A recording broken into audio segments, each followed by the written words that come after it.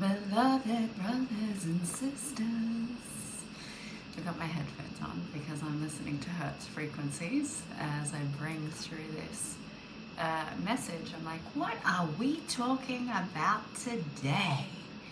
And like, I can feel the call, but I feel very light and very empty, which is beautiful and spacious. So as you're arriving in, I am Geeia Ariati. I have been assigned the role of Oracle for the 144 and beyond, and I am of sound heart and sound mind.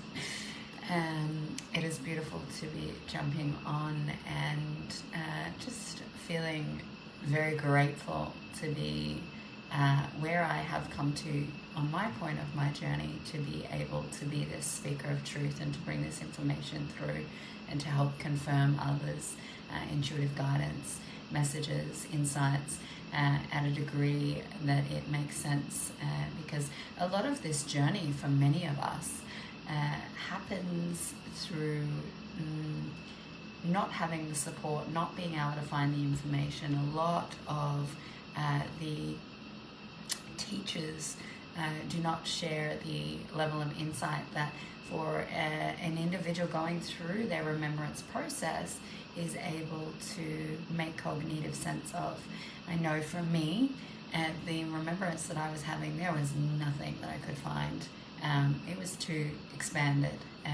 Some of the first remembrances I had was being the demiurge that created the earth, and that was in an ayahuasca ceremony that I thought was a great idea to create for myself.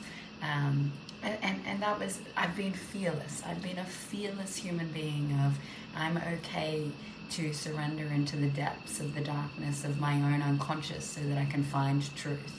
And I have not allowed my identity or my ego construct, when it was still controlling my experience, to control long enough, because surrender and the devotion to truth and knowing of something greater was the push. It's like the masculine templates that were within me really served me, because I was so disciplined to not allowing my own trauma to continue to run my life. And so in that, I did a lot of really intense things, and my devotion to healing was moment to moment to moment, and I was very hard on myself.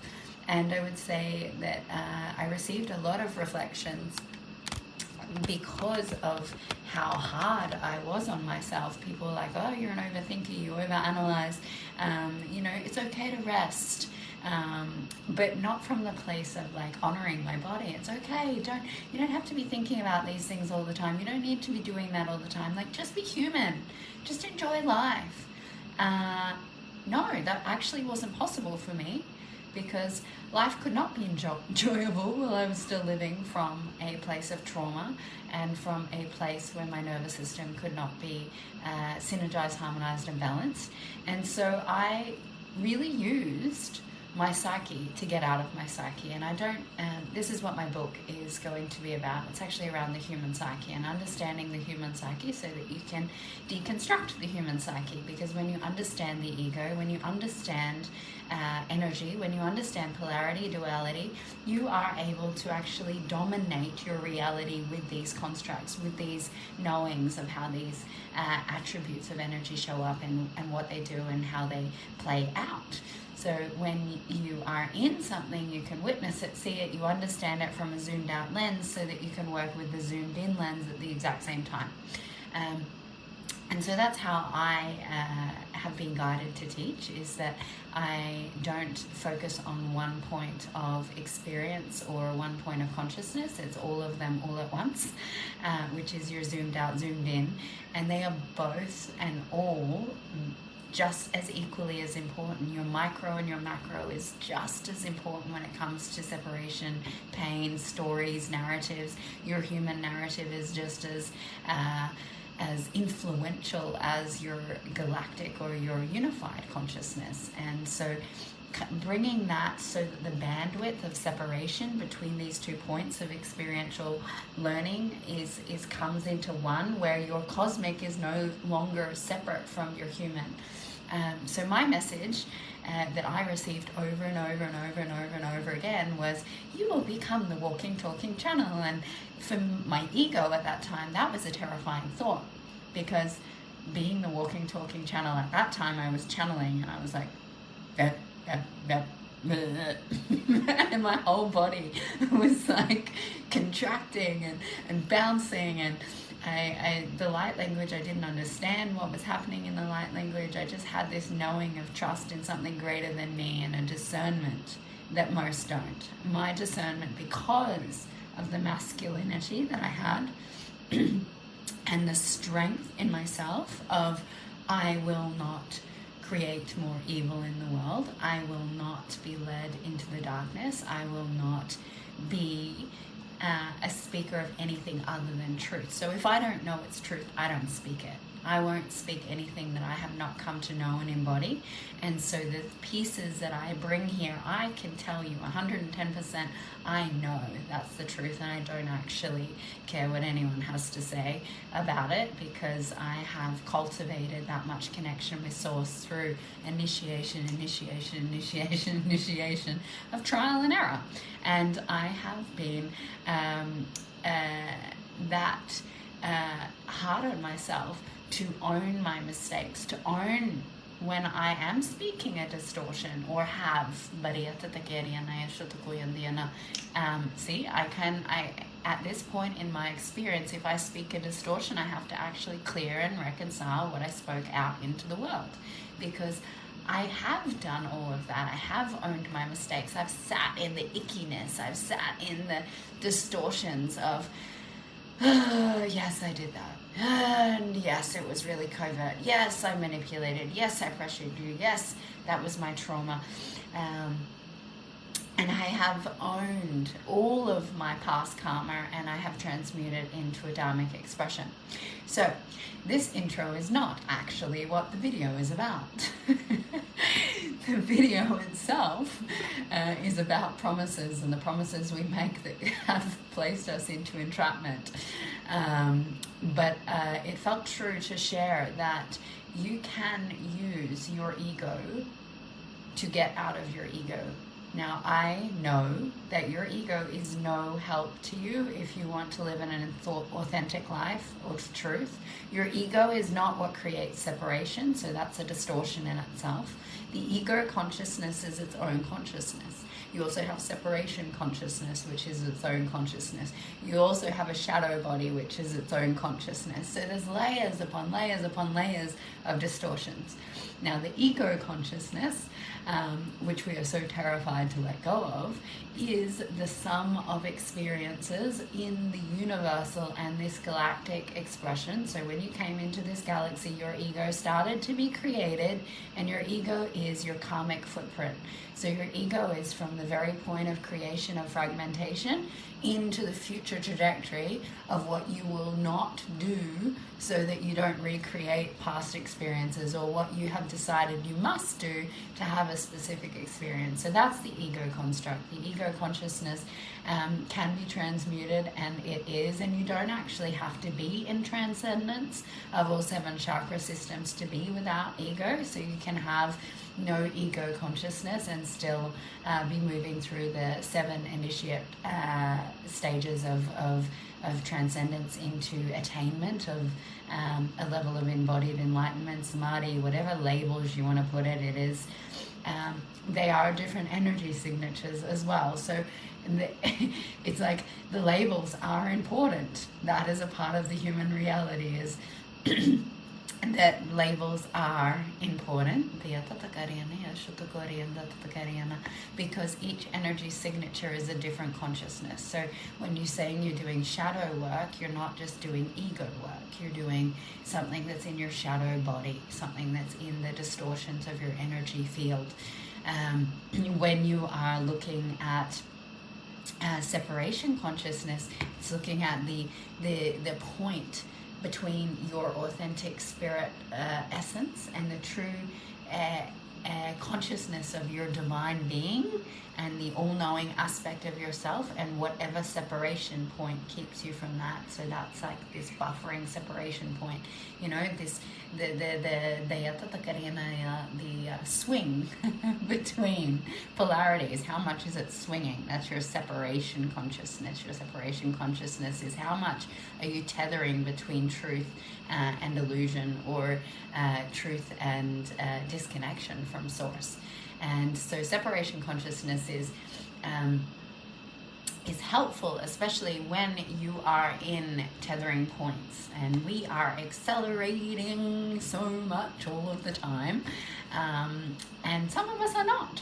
That's the beauty of the human reality, is that some of the beings on this reality are not accelerating. So just because we, as the bringers of change, as the 144, are choosing acceleration, and we're gathering together in this transmission, and we're all cultivating, and there's this yumminess of energy moving and vibrating, and our frequencies rising, and there's profound moments and realizations and confirmations and all of that, doesn't mean that everyone in your reality is choosing that. Some are going into avoidance, some are choosing stagnation, some are descending. And that's all okay. It's all perfect, and it doesn't mean one is better than the other, but it does allow you to have more understanding of your reality and who you be as an individual, and who you align and resonate with, and what you're attracting into your experience for the learnings of remembrance. So without further ado, is that the word? Without further, I feel like that's a word, but it doesn't sound right. I think this is one of the biggest challenges I have with the English language, is that at 5:55, it's actually what I'm currently moving through. So being that I speak through light, the most easeful and telepathically, really do struggle with verbal expressions, and yet my highest monadic self is saying that I have a massive capacity to translate light into words, so I mustn't struggle too much with language. But that has been the buffer, the separation point, is how do I turn light into verbal communication, and that transcription process, which is my highest capacity and ability, which is why I am a conduit, an oracle, and a speaker of truth. That is my assigned role, because I have a massive ability to be able to do that. But I am moving through where I have disconnected from specific language, verbal communications, based on information overload. So this actually does come into the transmission of the intention of this video, which was the promises we make to ourselves that keep us entrapped. So this promise that I made to myself in this incarnation was that I would block myself from receiving any of the energetic dialogues and languages of my previous incarnations. So if you don't know my story, I hold the consciousness of Ninasag from the Sumerian Anunnaki timeline, which is the same timeline as Lemuria. They're not different, they are actually the same. And these, so there's a specific dialect of communication in that time. And then there's ancient Egypt as the incarnation of Isis. And then there's the ancient Greece dialects. And then there's Tibetan. And all of the different timelines that I've moved through. This is my 8th incarnation for the 8th octave of embodiment. And specific timelines that I went to sat in different chakra systems and hold different awarenesses of matter, so that I can be a conduit to share the information from these different timelines, these different energetic signatures, and bring them into the mastery of the now moment to create Christos, Christ energy of physical, human, incarnated, embodied God, goddesses, beings of light, in the remembrance of source. Whatever you would like to call yourself, I will receive. Wow, is that an orb? It just went, or was that something else? All right, promises we made ourselves. So the promise I made myself was that I will not learn the language of ancient Egypt. I will not learn the language of Tibet. I will not learn the language of Greek. That I will not learn these specific languages because they will be too activating on my nervous system. They'll be too activating on my remembrance, and they will bring in too much energetic vibration into my being, because a lot of my gift and ability is using the vocals, sound, vibration, and frequency to communicate to you. So not just here in my word, but I'm communicating from my heart, through my heart's octave, as you hear me speak. Even when I'm being silly, I'm speaking through my entire instrument. Every part of me is expressing to you, so that you can feel this in your cellular memory, and it can activate things that you're not even aware of. And so that's a big piece around me expressing. No matter what expression I'm doing, I'm very expressive for a reason. I am here to engage not just your human mind, but engage every aspect of your being. And my expression was shut down a lot, as I'm sure many people have had this within their own experience. My expression is my medicine. My expression is one of the most profound, amazing pieces that I have to be here, as it is you. And each individual's expression is different. Mine is specific with language and being a communicator. Through writing, through word, and through the vibrational resonance that comes through my voice, whether that's through songs, light codes, or not. So the promise I made, which has now entrapped me, which is very present in my field, is that I am in Bali. Bali is connected to the original lands of Lemuria, which was the first landing point that I had in this reality that we call the human experience, as the incarnation of Ninasag at that time. And being here on this land is just such a beautiful home feeling, to be fully in this place of remembrance of home, and being at the temples of the Hindu gods and having a little giggle, because I actually know some of these gods in physical form now, and it's not that they're it's just a very interesting experience to know, to respect the local religions and their practice, and such beautiful ways of just giving to the ancestors, to the land, to be in such devotion every day, to be so present with everything that they're doing is just so beautiful. But then to also recognize the distortions within the religions around devoting to gods. I do not and will not ever condone that, because the gods of our religion are not the one God. And I don't feel that allows for sovereignty. That is another entrapment program, and that devoting yourself, or even offering, so these offerings to these gods, to go through a god to get to the one God. Can we just take a moment to recognize what that is? That's giving our power up to another being to get access to the one being. That is no different to what Akhenaten did in ancient Egypt. And the fall of ancient Egypt was, I am the only one that can get you to and through to was it now I'm trying to remember, Ra, to the sun god. So promises. Promises that we make that keep us entrapped. So a promise is a energetic signature, if we can feel into promise. Promise is quite a vibrationally, if you feel it, promise is it's kind of like there's a cap point, but it's also contained. So I promise that I will do or be this. And so it is a container of entrapment. If you feel the word promise, there's like a dropping down and a containing of this energy. And we promise things all of the time. We make promises that have been with us through our entire incarnation and karmic history and through the cycle of who we be.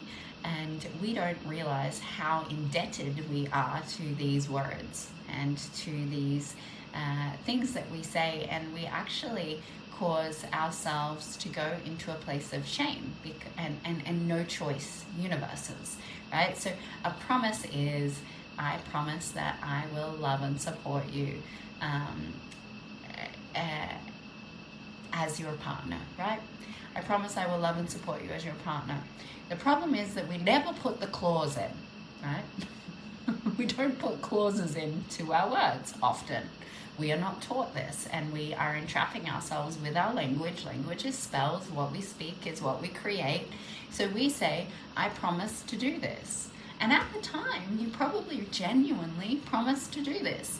But you're also a limited human being that has a limited ability to see beyond. And you are stuck in that moment of whatever it is. Why are you promising? Is it a promise because you also feel safer, that if you promise to love and support, you might get the love and support back that you want? What is the promise is agenda, because most of the time you'll find that when you're promising something, there's an agenda. There's an agenda for yourself or for the other, which is always reciprocal, right? It's like, I promise to do this because I want you to be happy, and that makes my life more easy. I promise to do this for you or be this for you because then I know that there is a stable foundation and that I don't need to worry about it, and I'm safe and secure. So these promises have an agenda. So what is your promise? And what agendas are you running from, because you haven't looked at these past promises that you've made without clauses that are still in place. So a promise is like a solidified energy. That is a consciousness that then gets stuck in your nervous system, in your neural pathways, in your cellular memory, and you become entrapped into that energy field that is there. We promise, in this reality, we promise our children a lot of things. And then we go into parental group guilt. We go into parental guilt based on, I promise we'll go to the park later. And then guess what? Your other child gets sick and your Woolworths order doesn't arrive. And you're like, I'm sorry, honey, I have to go and we have to do this. And your child is like, but you promised. And what does that create, right? That's the most simplistic version of that. Child then goes, well, I can't trust your word because you promised me and you're not actually following through with your promise. So there's a distrust. There's shame created because there is a genuine desire to want to take your child to the park, and you didn't foresee the future and you didn't know that that was going to happen. And then you get entrapped into this place of locking yourself into things and feeling like you're damned if you do, you're damned if you don't. And so that's an entrapment program. And we are doing this to ourselves all of the time. And we are also engaging in things that are entrapment programs. Every single contract you write, your driver's license, your banking, your your Facebook. Now you're entrapped into so many layers of things based on these promises and these agreements that you're making of ticking these boxes that you don't even know what the clauses are. And you don't know because you're not reading it, because none of us have been educated in sovereignty, let alone God's law. And so what is really important is, okay, well, I have been an unconscious human being, and I've made a lot of unconscious entrapment programs through promises, through oaths, through contracts, through agreements. And it is important for me to actually revoke that and to start to put clauses in for myself. So you have a choice at this point in your reality. It doesn't matter. I actually know it doesn't matter what I've signed. By the way, I don't use my birth name because that is my straw name. I have zero resonance to it other than I have to function in this reality. So anything that I've signed Danielle Butler with I'm like, who is that person? That person is not me. So anything that is signed, I have an awareness that I'm signing from an identity that was created for me, that came into this reality, and I was like, this is your name. Okay, thanks, cool. And this is what you do with it. So there is this awareness that you are signing with a name that, one, you didn't choose, it was given to you, that your parents signed you over to a reality and to a government that you don't even understand, and you have zero awareness around universal law, let alone God's law, and you're entrapped into a system. So that's one area. And then we have our karmic entrapments, our promises from different galaxies, to God, to ourselves, these different things of, I promise that I will never be that powerful again, because when I used my power, I used it for the wrong agenda, right? So I've given enough examples of the different layers of dimensional expressions of what promises is and what entrapments create. Now, how can you release them so that you have more sovereignty within your being? You have the ability to actually say that this was made without my conscious awareness. I was not educated enough. I was not wise enough. I did not have the information to know that when I said this, this created this. I didn't know because I was deluded in amnesia, conditioning, and trauma of what I have been told my life is. So if I release the idea of, I am not entrapped into anything that I don't have conscious awareness of, that is a violation of sovereignty in itself. You as a sovereign being, by gaining awareness, by receiving this information here, now know. So there's no part of you now that doesn't know. You actually know now, so you have the ability to go, I know now, and I am not going to choose to continue to entrap myself. Or you can, but now it's a conscious choice. But you can choose to revoke and renounce these previous ones that you did not have the ability to know. So that means I call back my energy, I call back my sovereignty. Any of these contracts, any of these promises, any of these agreements that I made without the conscious awareness, without the knowing of what these promises, these words made, this signing, these signatures, these expressions have created within my reality that have boxed me in to this, I actually release them. They are nullified, and I send them to source. And you can write them down. You can journal it. You can be like, I actually revoke my driver's license and any of the laws that it has bound me into, and do it in a burning ceremony if you like. You can write down each of these different things of, I actually reclaim my power from the banks, that I didn't know that I gave it up in this story, that I owe them money, and actually I don't. It's all here. It's all within here. When you understand that you can't be entrapped into anything without choosing it, then you can choose what you're choosing to engage in. And if you choose at any point in your experience to get married, if you choose to engage in getting a bank account, when you are signing and making these agreements, you're doing it from a place of, I'm engaging in this, but I'm not giving any of my power away. I'm just doing this from a place of sovereign choice of, I'm aware of these rules. Can I abide by them? Do I want to abide by them? Does it feel true for me? When I'm signing, what does that actually mean?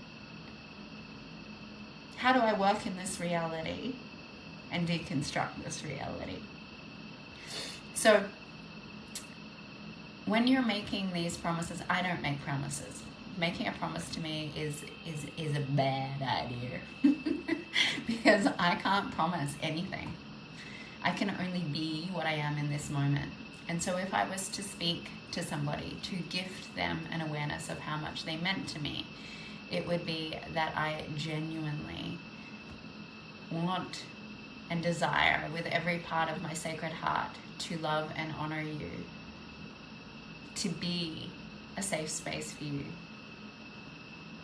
to witness you grow, evolve, to learn and cultivate and create together. And that it is my sacred heart's desire to do that for a period of time that in my truth would be for this lifetime. Yet I also know that as we grow and change, things change. And that at this moment, it is my promise to love and hold you until death do we part, or until otherwise is true for both of us. And that allows you to keep these promises and also gives you an option to shift and change and be all of you without entrapping yourself into these cords, these entanglements, these attachments that constrict you. So we use these contracts, these promises for positive ways, and then they become limiting ways. As I said, the promises that I would not open those dialects because it would be too activating for me. I've already gone through so much activation. My nervous system can only hold so much frequency. I'm at a point in my reality where if I don't, it sounds terrible, I don't like even admitting this in a public forum, if I don't find myself a divine masculine pillar, I can't anchor more frequency than what I'm holding because my physical vessel is at its full capacity because I am a human being. And finding other ways to support that, having other beings that I'm going to co-create in a communal home in Bali together that are like me, that have this ability to come together in frequency and holding so that our Taurus fields come together and protect. But there is also the reality of truth that there are things that I can only do so much on my own. And so these promises are helpful until they're not. I promised that I wouldn't open those dialects until I could manage them. Can I manage them right now? No, I still can't, because it would be still too activating for me to open all of those languages. To be able to speak in all of those dialects and bring through information at this point, I am not at a place where I have enough support. I am not at a place where I have enough of a foundation in my mission. I am not at a place where that is possible for me right now, and that's okay.